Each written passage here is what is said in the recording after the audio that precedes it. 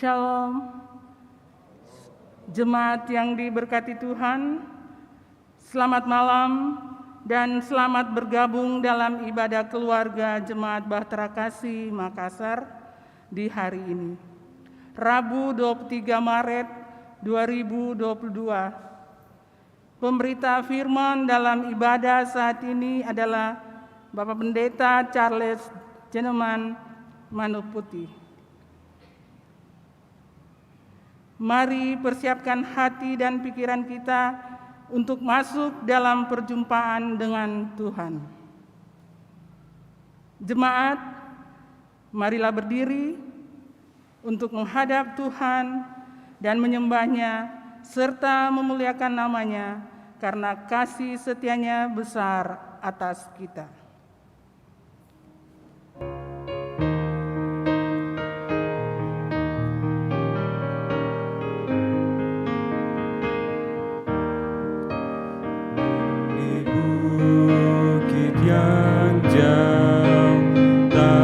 Kayu salib, lambang kutuk nestapa celah. Salib itu tempat Tuhan Maha Kudus menebus umat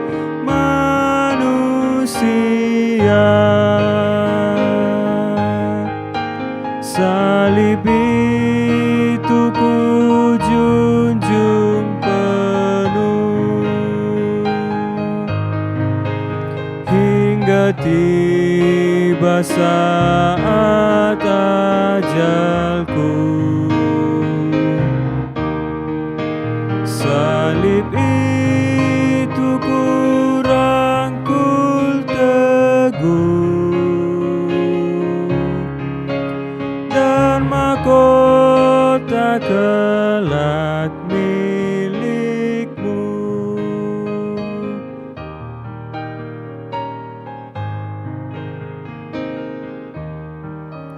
Meski salib itu dicela, dicerca, bagiku tiada taranya.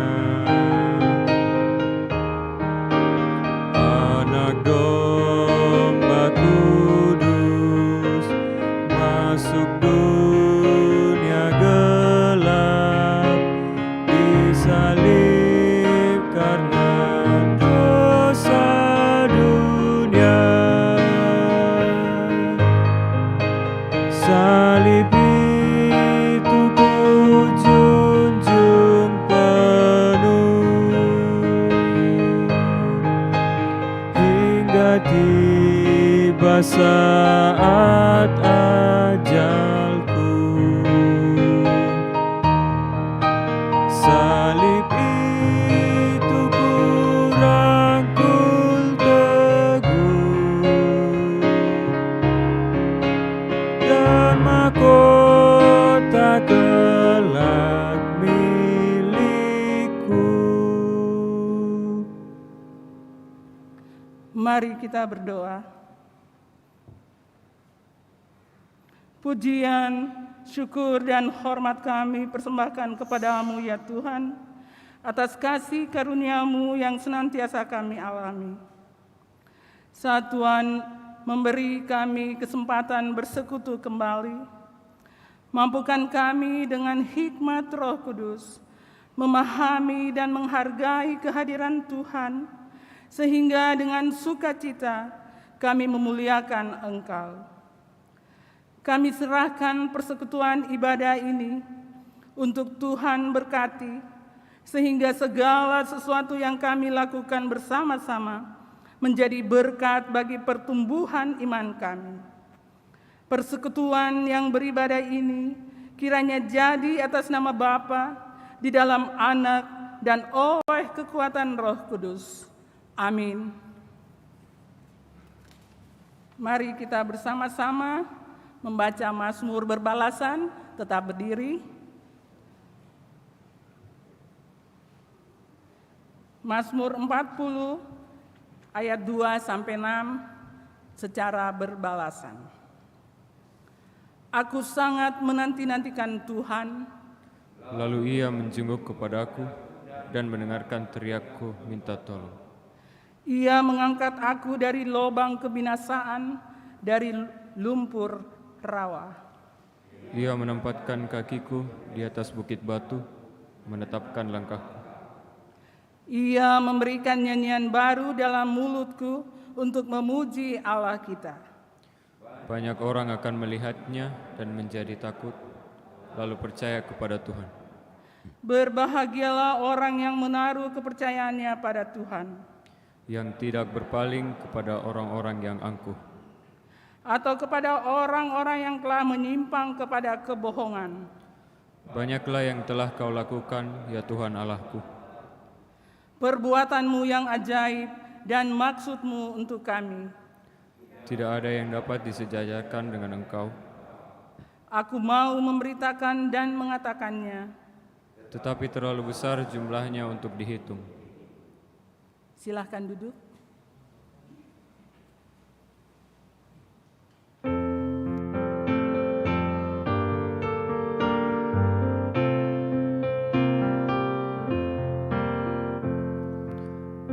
Datanglah kepadaku, ya Roh Kudus.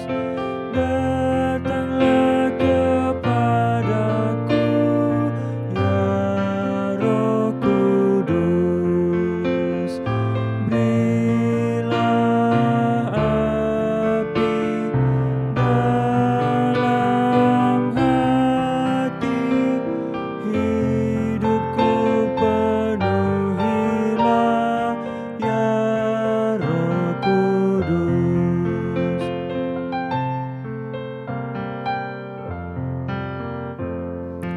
Datanglah kepadaku, ya Roh Kudus. Datanglah kepadaku, ya Roh Kudus. Berilah api dalam hati, hidupku penuhilah, ya Roh Kudus. Saudara-saudara yang diberkati dan dikasihi Tuhan Yesus Kristus, kita masuk di dalam pemberitaan firman Allah. Mari berdoa memohon bimbingan Roh Kudus. Ya Roh Kudus, urapilah hati dan pikiran kami saat ini, agar firman yang akan melawat kami bersama menjadi firman yang meneguhkan dan memperbaharui kehidupan kami sebagai anak-anak Tuhan. Bapa, bersabdalah, karena kami umat kepunyaan-Mu, kami siap mendengarkan sabda-Mu. Amin. Saudara-saudara, marilah kita berdiri untuk membaca firman Tuhan yang dibacakan dari kitab 2 Tawarik, pasal yang ke-18, ayat 1 hingga ayat yang ke-11 yang menyatakan, ketika Yosafat kaya dan sangat terhormat, ia menjadi besan Ahab. Beberapa tahun kemudian pergilah ia kepada Ahab di Samaria. Ahab menyembelih banyak kambing domba dan lembu sapi untuk dia dan rombongannya, dan mengajaknya untuk menyerang Ramot Gilead. Berkatalah Ahab raja Israel kepada Yosafat raja Yehuda, Maukah engkau pergi ke Ramot Gilead bersama-sama aku? Jawabnya kepadanya, kita sama-sama, aku dan engkau, rakyatmu dan rakyatku. Aku akan bersama-sama engkau di dalam perang. Tetapi Yosafat berkata kepada Raja Israel, baiklah, tanyakan dahulu firman Tuhan. Lalu Raja Israel mengumpulkan para nabi, 400 orang banyaknya. Kemudian bertanyalah ia kepada mereka, apakah kami boleh pergi berperang melawan Ramot Gilead, atau aku membatalkannya? Jawab mereka, majulah, Allah akan menyerahkannya ke dalam tangan raja. Tetapi Yosafat bertanya, tidak adakah lagi di sini seorang nabi Tuhan, supaya dengan perantaraannya kita dapat meminta petunjuk? Jawab Raja Israel kepada Yosafat, masih ada seorang lagi yang dengan perantaraannya dapat diminta petunjuk Tuhan. Tetapi aku membenci dia, sebab tidak pernah ia menubuatkan yang baik tentang aku, melainkan selalu malapetaka. Orang itu ialah Mika bin Yimla. Kata Yosafat, janganlah raja berkata demikian. Kemudian Raja Israel memanggil seorang pegawai istana, katanya, jemputlah Mika bin Yimla dengan segera. Sementara Raja Israel dan Yosafat Raja Yehuda duduk masing-masing di atas tahtanya dengan pakaian kebesaran di suatu tempat pengirikan di depan pintu gerbang Samaria. Sedang semua nabi itu bernubuat di depan mereka. Maka Zedekia bin Kenaana membuat tanduk-tanduk besi lalu berkata, beginilah firman Tuhan, dengan ini engkau akan menanduk Aram sampai engkau menghabiskan mereka. Juga semua nabi itu bernubuat demikian, katanya, majulah ke Ramot Gilead dan engkau akan beruntung, Tuhan akan menyerahkannya ke dalam tangan raja. Demikian pembacaan firman Tuhan malam ini bagi kita bersama. Terpujilah Kristus. Hosiana. Hosiana, Hosiana, Hosiana.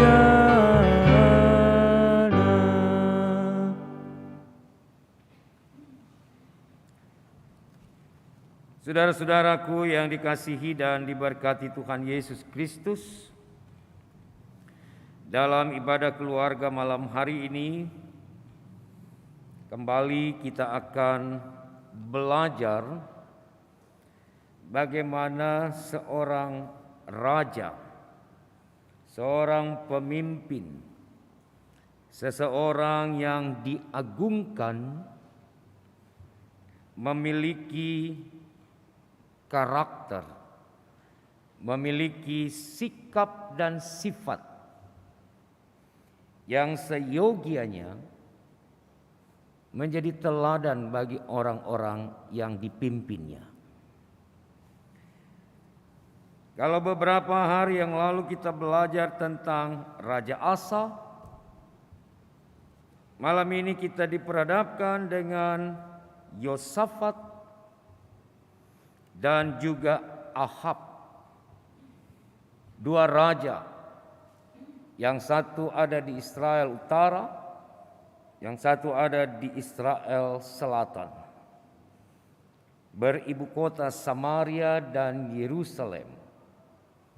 Satu waktu dua raja ini bertemu, lalu bersepakat untuk menyerang Ramot Gilead. mereka meyakini bahwa kekuatan militer, bahwa kekuatan dan kekayaan yang dimiliki oleh kedua kerajaan ini akan menjadi hal yang menakutkan, menjadi hal yang mencemaskan bangsa-bangsa lain, karena mereka punya segala sesuatu dalam keberadaannya. Niatan untuk menyerang Ramot Gilead adalah sebuah upaya untuk menguasai tanah itu, wilayah itu, supaya kedua kerajaan ini memiliki wilayah yang semakin hari semakin besar. Tapi ada hal yang menarik dalam kesepakatan ini, bahwa mereka sebelum melakukan niatnya, mereka coba untuk bertanya, apakah Tuhan menghendaki dan mengizinkan niat ini? Untuk bisa mendapatkan jawaban itu, maka dikumpulkanlah banyak orang-orang penting, dikumpulkanlah banyak nabi-nabi, dikumpulkanlah banyak tokoh-tokoh agama yang diyakini bahwa melalui mereka kedua raja besar ini akan mendapatkan jawaban pasti. Apakah Tuhan Allah merestui dan mengizinkan niat itu? Saudara-saudaraku yang dikasihi Tuhan, kenapa memanggil nabi? Kenapa harus memanggil orang-orang yang memang diyakini memiliki kedaulatan dalam relasi dengan Tuhan Allah mereka? Karena ketika nabi ditempatkan pada posisi yang sentral dalam relasi religius umat, maka Allah yang maha tinggi itu diimani dan diyakini akan menyampaikan apapun kepada umat melalui nabi, melalui orang pilihannya. Maka seorang nabi dalam kehidupan Israel kuno, dia memang ditempatkan sebagai perpanjangan lidah Allah. Oleh sebab itu dikumpulkanlah banyak nabi di saat itu, lalu ditanya, menurutmu, menurut kalian, apakah kami akan maju menyerang Ramot Gilead atau kami membatalkan niat ini? Maka nabi-nabi itu berkata di ayatnya yang ke-5 bagian B, majulah, Allah akan menyerahkannya ke dalam tangan raja. Mereka bersepakat, mereka meyakini bahwa kalau dua kerajaan ini, Yehuda dan Israel, menyerang Ramot Gilead, menyerang wilayah yang menjadi target mereka untuk melebarkan kekuasaan mereka, maka Tuhan akan memenangkan peperangan itu. Tuhan akan menjadi bagian yang akan maju berperang melawan bangsa itu.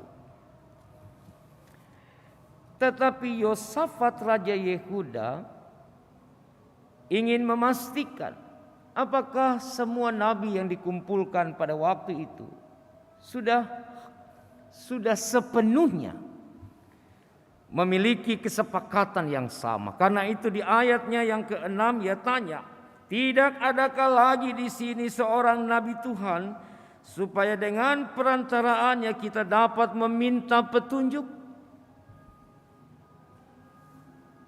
Maka dikatakan kepada Yosafat, masih ada satu orang namanya Mika bin Yimla. Dia juga adalah seorang nabi. Tetapi kemudian yang menarik, saudaraku, bahwa dikatakan orang ini tidak perlu dipanggil. Nabi yang bernama Mika bin Yimla itu tidak usah ditanyakan. Karena orang itu selalu bernubuat yang tidak baik kepada raja. Karena itu jangan panggil dia. Karena kalau dia ditanya, dia pasti akan mengatakan, Tuhan tidak boleh engkau berperang, bersekutu, menyerang Ramot Gilead. Dia tidak pernah menyampaikan nubuat yang baik tentang saya. Karena itu tidak perlu, Ahab bilang, tidak perlu panggil itu Mika itu. Tapi Yosafat bersikeras untuk memanggilnya. Tidak bisa Ahab. Dia juga seorang nabi. Panggillah supaya kita mendengar apa yang menjadi nubuatannya. Saudara-saudara yang dikasihi dan diberkati Tuhan, ketika semua nabi-nabi itu mengatakan bahwa Tuhan Allah menyertai kedua raja besar ini untuk menyerang dan untuk berperang, dan Tuhan akan berperang bersama dengan mereka.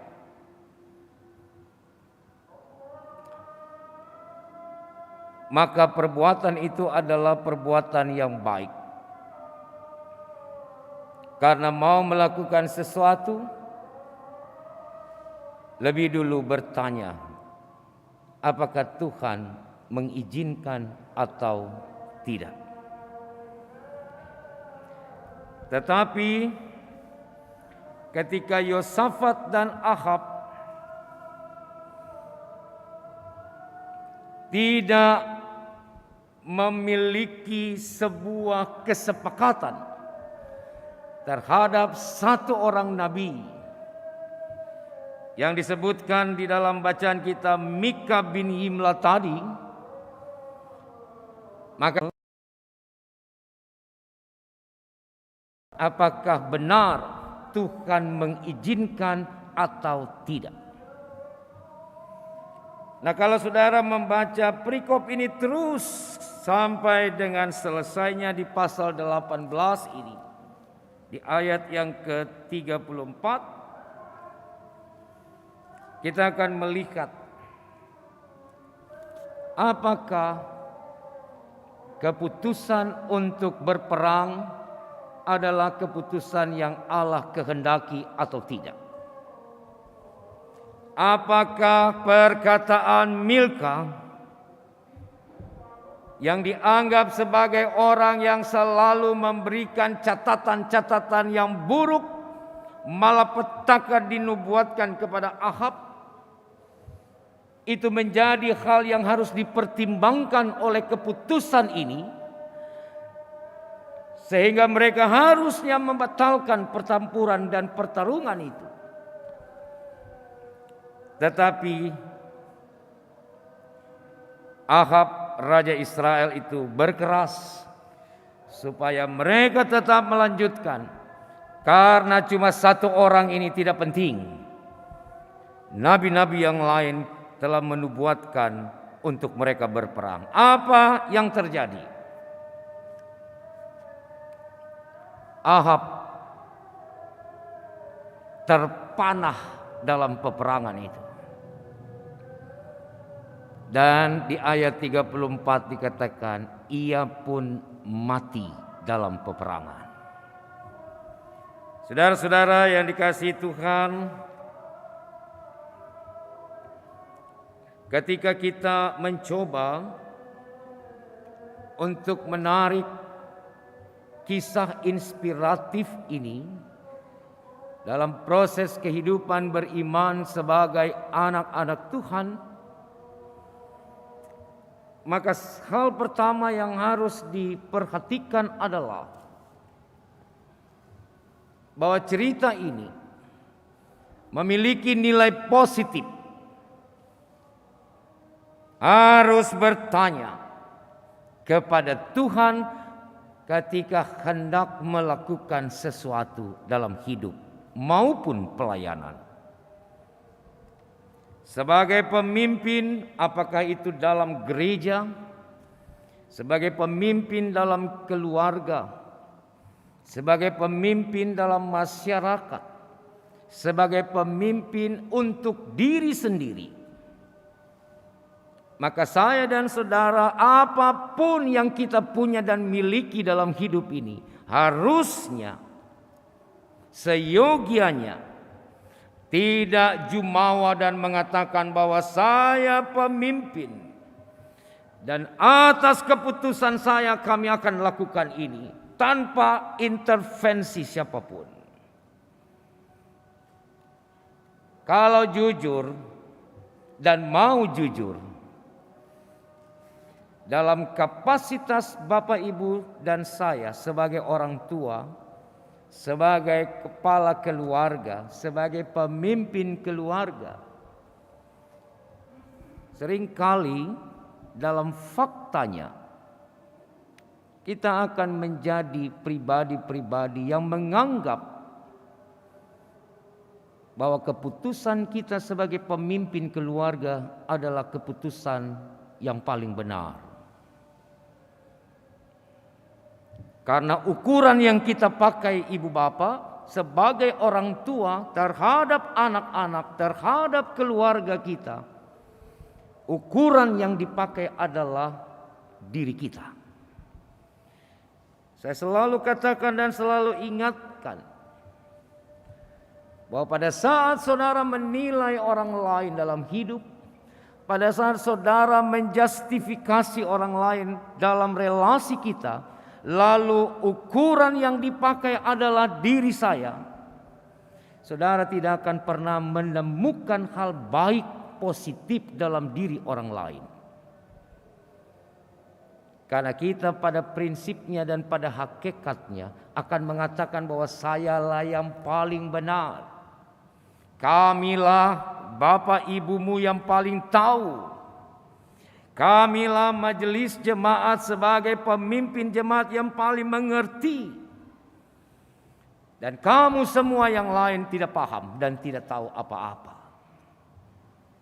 Pada saat konteks ini terjadi, maka yang terwujud di dalam kebersamaan kita dengan orang lain bukan suatu sistem yang baik, tetapi jurang yang menganga di antara kita.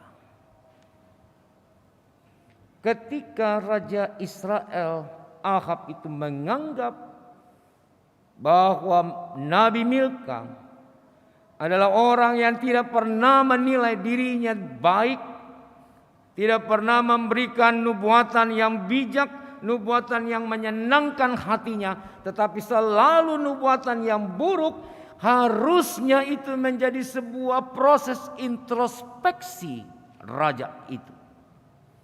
Bukan melarangnya, bukan malah meminta supaya jangan panggil itu orang. Karena saya sudah pastikan bahwa dia selalu memiliki penilaian yang buruk terhadap saya. Saya mau bilang itu bukan tipe pemimpin yang benar. Karena seorang pemimpin dia harus bisa menerima. Dia harus bisa mengakomodir apapun yang dinilaikan dalam dirinya.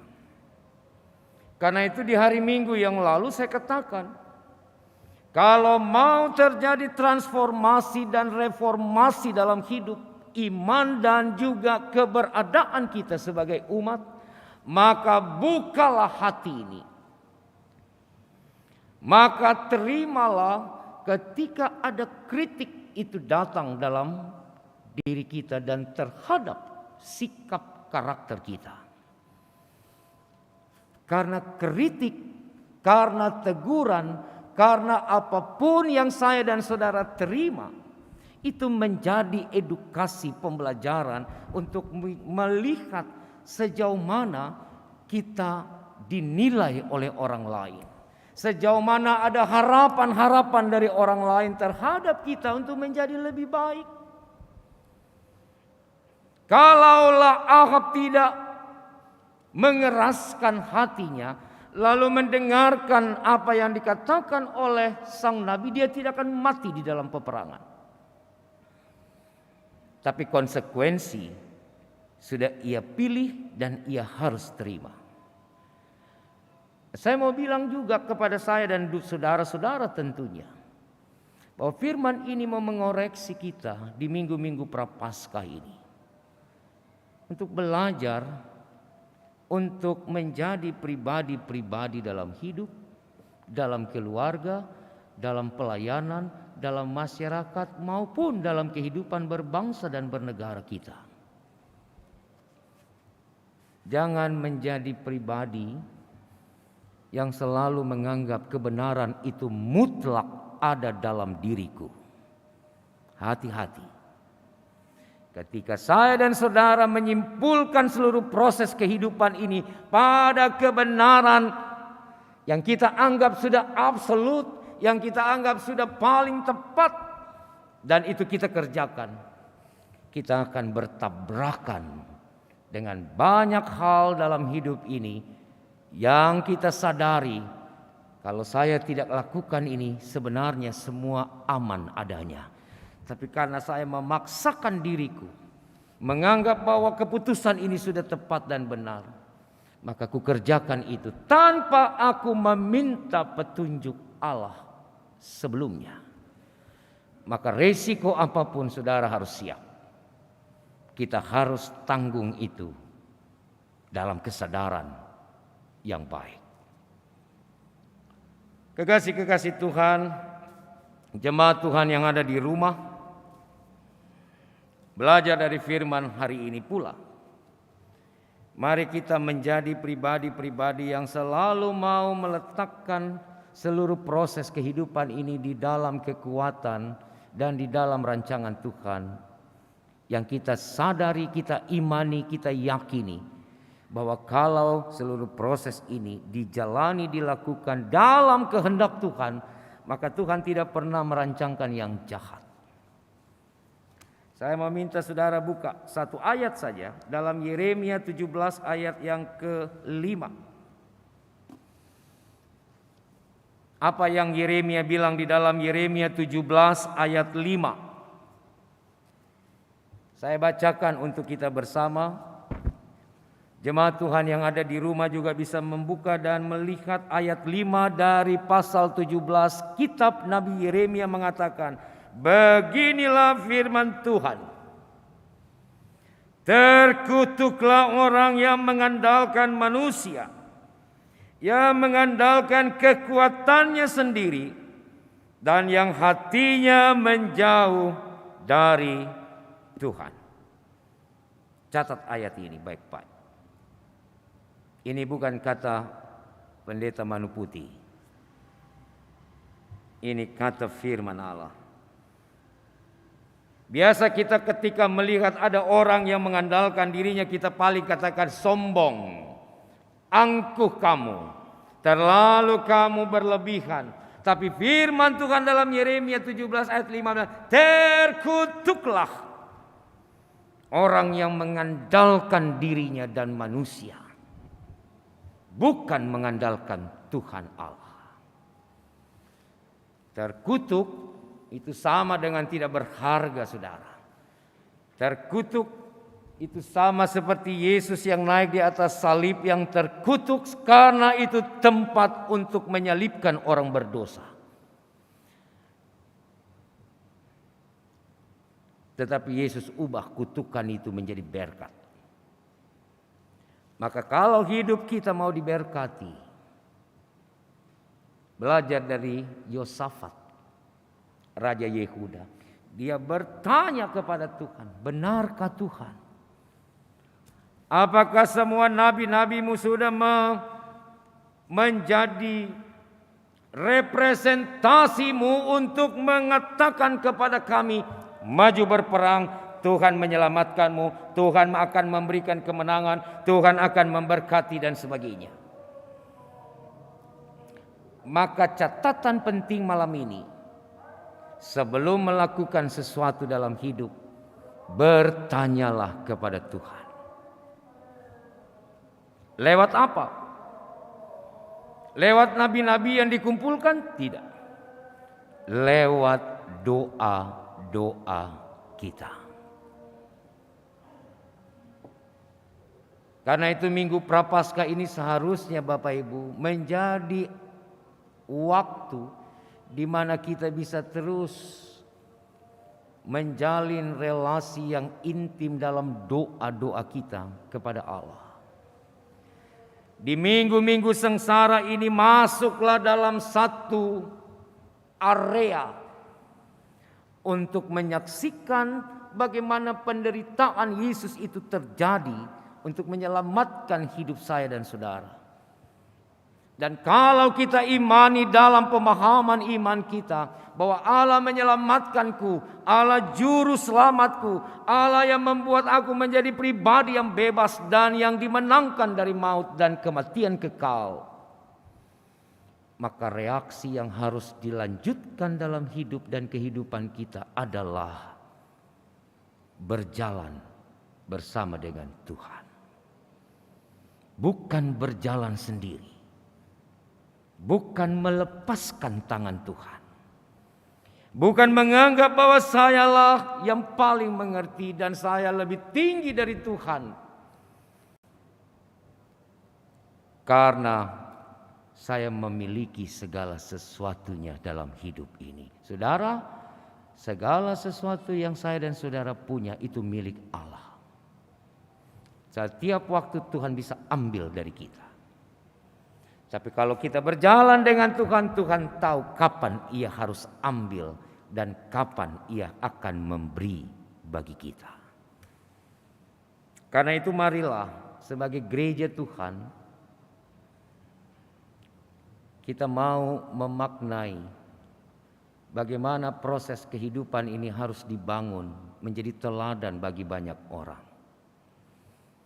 Sebagai pemimpin-pemimpin dalam keluarga, dalam jemaat, dalam kehidupan di tempat saudara bekerja, dimanapun kita ditempatkan Allah, mari hadirkan kekuatan Kristus itu melalui kerendahan dan kepasrahan hidup kita. Ketika kita mampu menjadi seperti Dewi Sri dalam cerita kuno Jawa. Saudara tahu, padi itu kalau semakin dia matang dan berisi, maka dia bukan semakin menegakkan dirinya, tapi dia semakin menyentuh ke tanah, menundukkan dirinya.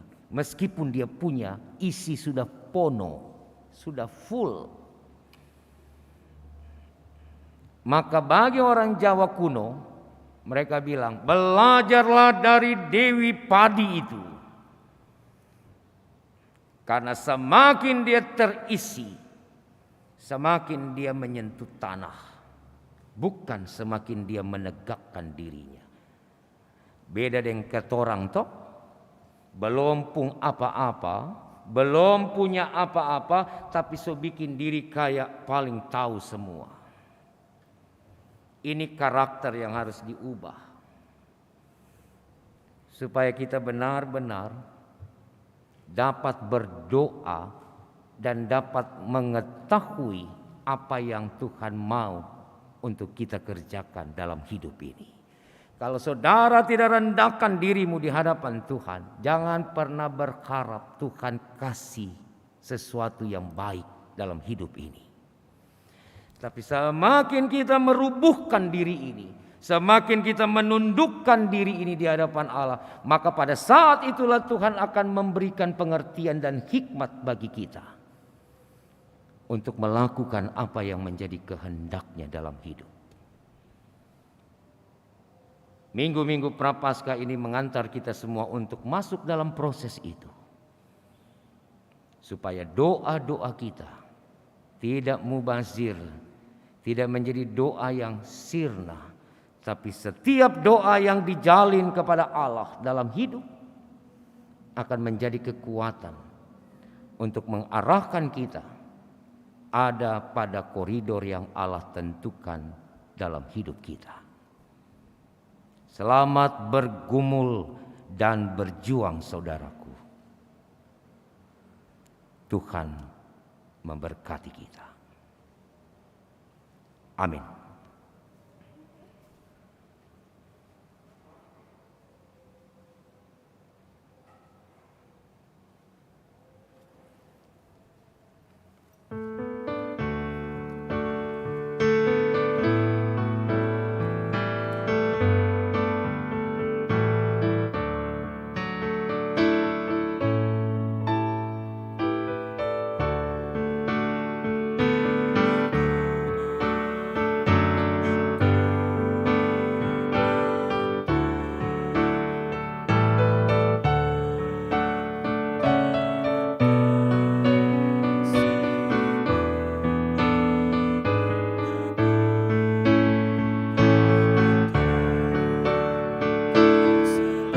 Lalu di sisiku, oh Tuhanku, dengarkanlah doaku kepadamu, karena ku tahu pasti, oh Tuhan, apapun juga di dunia ini, tanpa Kau Tuhan semuanya takkan berarti. Oh Tuhanku, dengarkanlah doaku kepadamu.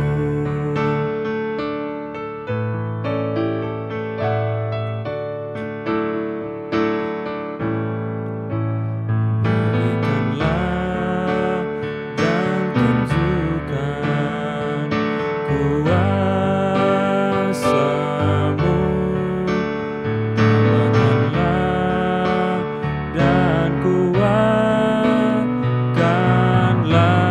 imanku, jadikanlah tubuh ini hamba setiamu, agar dapat aku hidup selalu di sisi-Mu.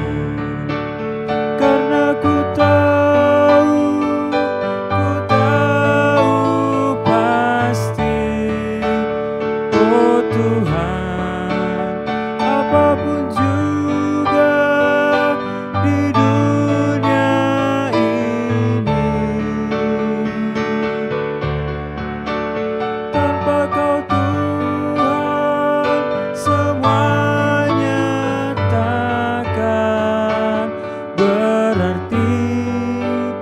Oh Tuhanku, dengarkanlah doaku kepadamu. Saudara-saudara, mari kita satukan hati dalam doa syafaat. Mari berdoa. Karena kami tahu Tuhan, kami tahu pasti bahwa tanpa Engkau hidup kami tidak berarti apa-apa. Karena itu teguhkanlah firman-Mu malam ini bagi kami umat-Mu. ketika kami dilawat oleh kebenaran sabda Tuhan, kami belajar untuk tidak menjadi pribadi-pribadi yang tinggi hati, yang mengandalkan kekuatan kami, yang selalu berpikir bahwa kamilah yang paling benar dalam hidup. Kami tidak mampu menjadi pemimpin yang meneladani karakter seorang yang takut akan Tuhan. Tuhan didik kami supaya kami memiliki karakter, kami memiliki sikap dan perilaku hidup yang selalu mengedepankan Engkau di dalam segala hal dalam perjalanan hidup ini. Supaya kami dapat terus berdoa, supaya kami dapat mengerti maksud-maksud Tuhan dalam hidup kami. Dan apapun yang kami kerjakan, kami tahu pasti yang Engkau kehendaki atas hidup kami. Kami mau berdoa Tuhan untuk gereja-Mu, GPIB Jemaat Bahtera Kasih di Kota Makassar ini. Tuhan, berkatilah kehidupan, pelayanan, persekutuan dan kesaksian gereja Tuhan ini. Agar apapun yang dirancangkan dalam program-program kerja yang sedang digumuli oleh majelis jemaat dan unit-unit misioner dalam gereja Tuhan, kami yakin, kami percaya semuanya itu untuk hormat kemuliaan Tuhan. Kami berdoa Tuhan berkati majelis jemaat sebagai pemimpin di dalam jemaat ini. Berikan kepada kami hikmat, berikan kepada kami roh yang dapat merendahkan diri kami,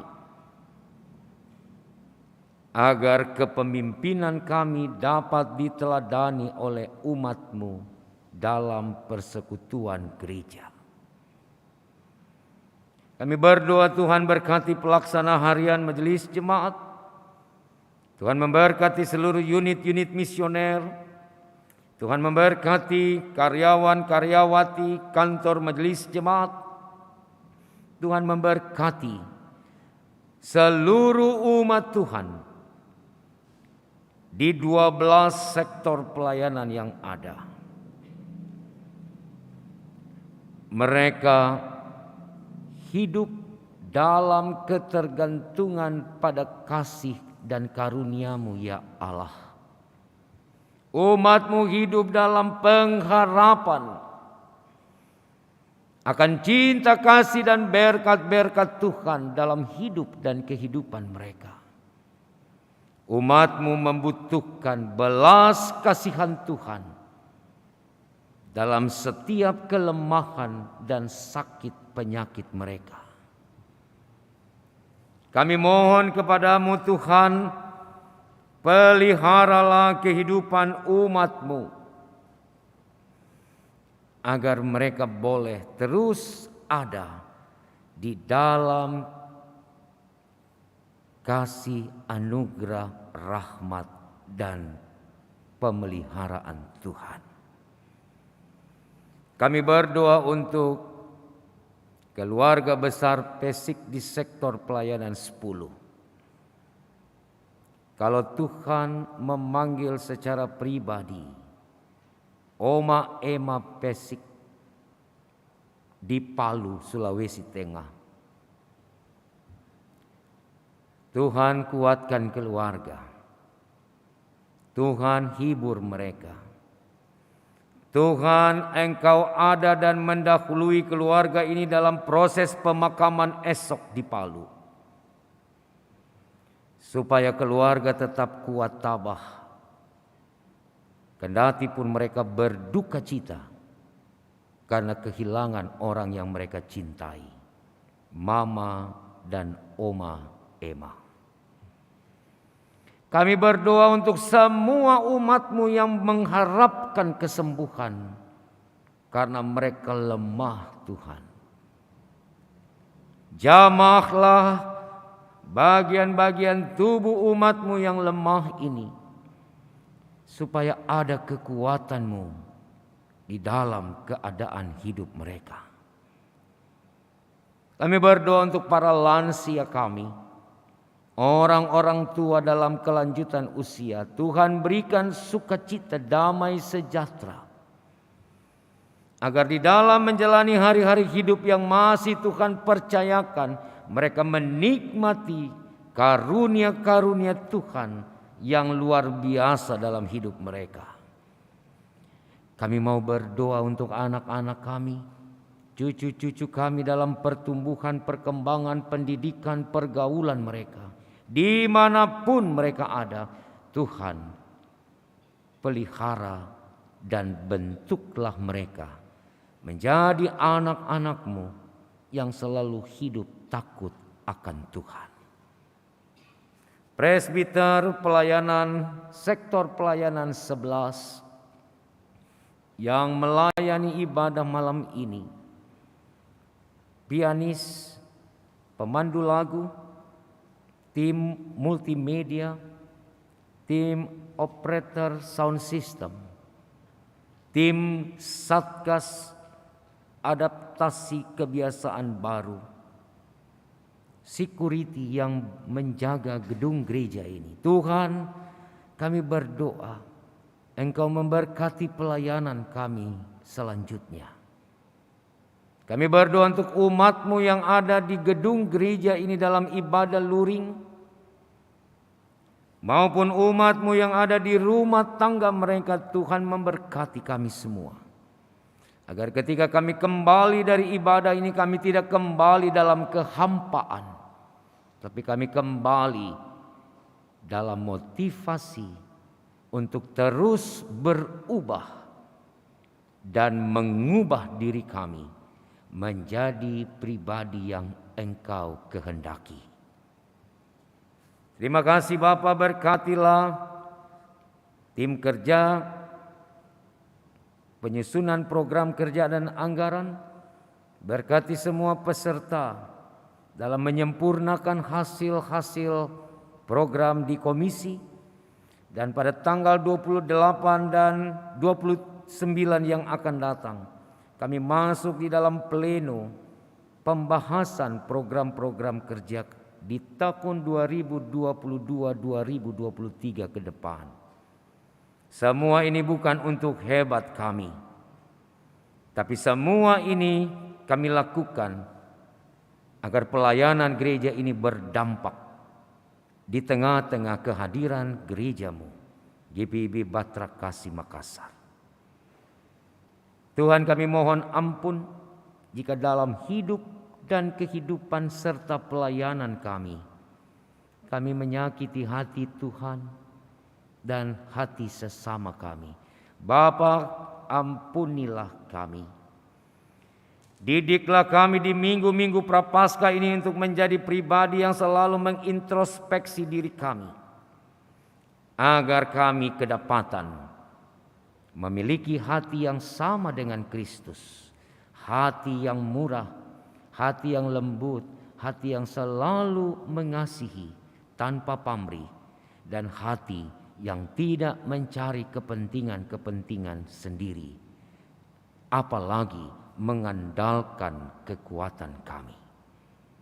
Terima kasih Tuhan, pada akhirnya kami serahkan hidup kami di sisa hari ini ke dalam tangan kuasa-Mu, dan hari-hari hidup serta karya dan layan kami ke depan, biarlah Tuhan terus berjalan bersama kami, menggandeng tangan kami, agar kami tidak tersesat, tetapi kami terus melakukan yang terbaik bagi Tuhan dan bagi sesama kami. Doa ini kami naikkan bukan dengan nama lain, tetapi di dalam nama Tuhan Yesus Kristus yang sudah mengajar kami berdoa bersama. Bapa kami di dalam surga, dikuduskanlah namamu. Datanglah kerajaanmu, jadilah kehendakmu di bumi seperti di sorga. Berilah kami pada hari ini makanan kami yang secukupnya, dan ampunilah kesalahan kami, seperti kami juga mengampuni orang yang bersalah kepada kami. Janganlah membawa kami dalam pencobaan, lepaskanlah kami daripada yang jahat.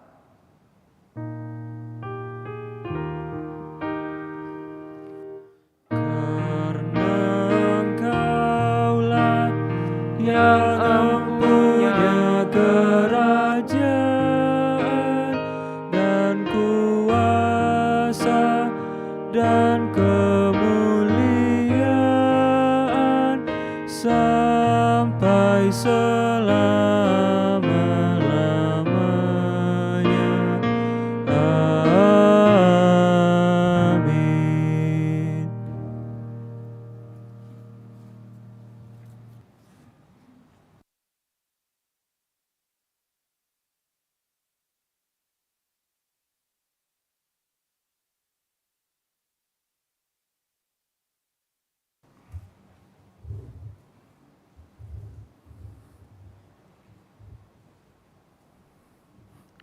Jemaat Tuhan, kita masuk dalam pengucapan syukur. Sehari kita telah bekerja dalam keterbatasan dan kekurangan kita tetap bersyukur kepada Tuhan. Saatnya kita memberi persembahan syukur kita kepada Tuhan. Dengarlah firman Tuhan yang menyatakan, mengucap syukurlah dalam segala hal, sebab itulah yang dikehendaki Allah di dalam Kristus Yesus bagi kamu. Tuhan memberkati kita dan persembahan kita. Kita bakti 84 bait 1 sebelum persembahan dan bait 2 sesudah persembahan.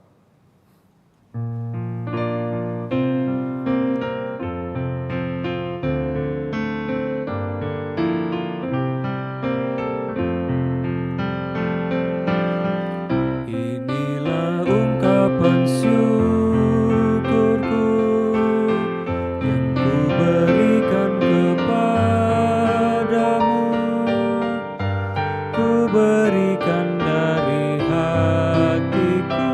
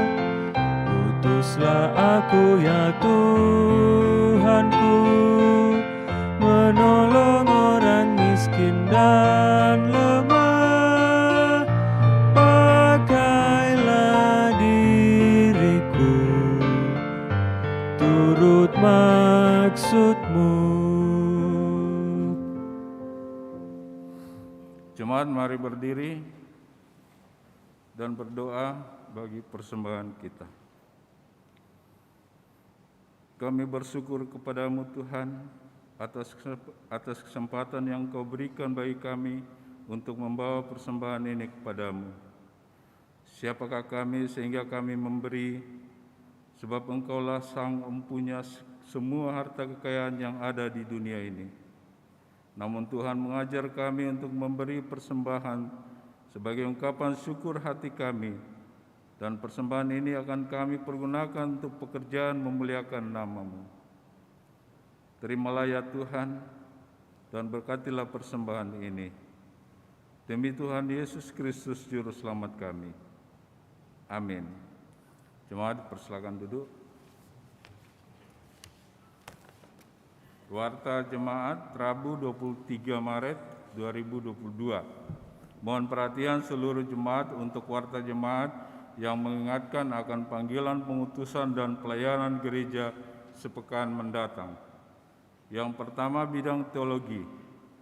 Majelis Jemaat GPIB Jemaat Bahtera Kasih mengucapkan terima kasih kepada Pelayan Firman Bapak Pendeta Charles Janeman Manuputi, Pelayan Liturgi, Diaken dan Penatua GPIB Jemaat Bahtera Kasih di sektor pelayanan 11, Pemandu lagu Saudara Jonathan Latuperisa, Organis Bapak Ganet Soekarno, Produksi siaran tim multimedia, Pengawas Prokes, Satuan Tugas Taktis Adaptasi Kebiasaan Baru atau Satgas AKB.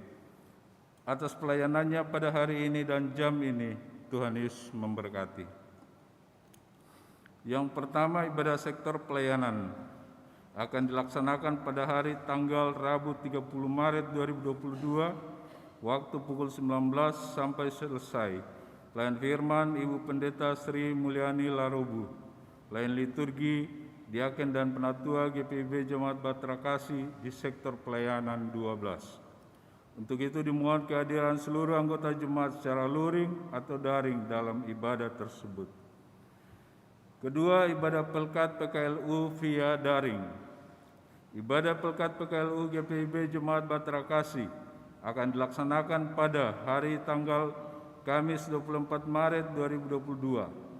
Pelayan Firman Ibu Pendeta Helmi Supit, Pemandu lagu Ibu Mariana Sahal, Organis Bapak Iki Rumbu. Dimohon kehadiran anggota Pelkat PKLU secara daring pada ibadah tersebut. Akan di-share video penuntun ibadah.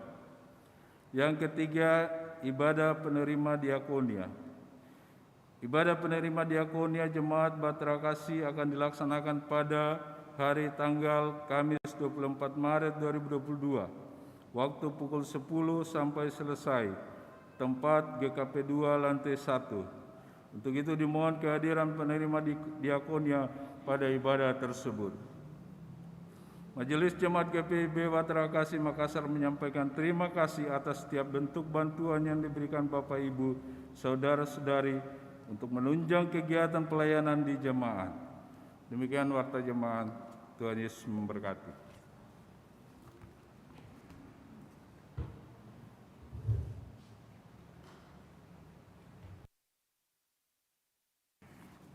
Saudara-saudara, mari berdiri. Pulanglah dalam damai sejahtera Tuhan dan lakukanlah firman Tuhan yang sudah saudara dengar.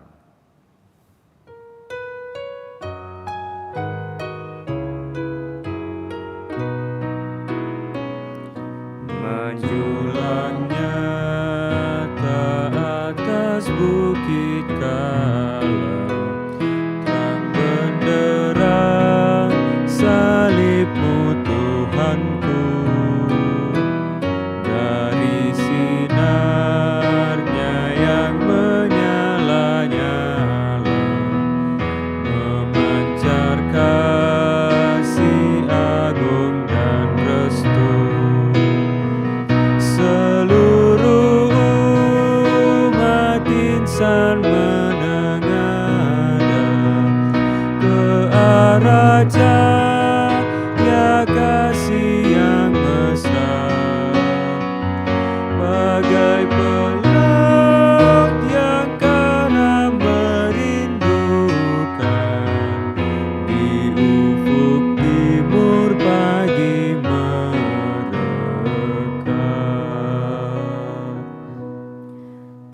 Pergilah dengan damai sejahtera Tuhan dan terimalah berkat-Nya. Kasih karunia Tuhan Yesus Kristus dan kasih Allah dan persekutuan dengan Roh Kudus kiranya menyertai dan memberkati saudara sekalian dari sekarang ini sampai kekal selama-lamanya.